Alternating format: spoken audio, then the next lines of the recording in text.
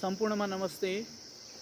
विजयादशमी, शुभ दीपावली, नेपाल सम्वत, छठ लगायतका पर्वहरूको धार्मिक सांस्कृतिक निरन्तरता नेपालीको मौलिक पहिचान हो।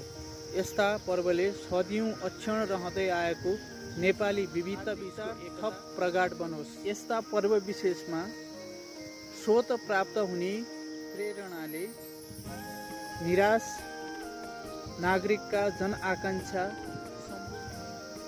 देशमै गरी खाने वातावरण निर्माण, समृद्धिको राष्ट्रिय लक्ष्य प्राप्त गर्न मिलोस् भन्ने कामना गर्छु। व्यवस्था बदलिँदा पनि नागरिकको अवस्था नबदलिएको यथार्थबोध बालकदेखि वृद्धसम्म, स्वदेशदेखि विदेशसम्म हिन्दू राज्य सहितको राज संस्था पुनर्स्थापनाको लागि सम्पूर्णमा एकजुट हुन हार्दिक अनुरोध गर्दछु।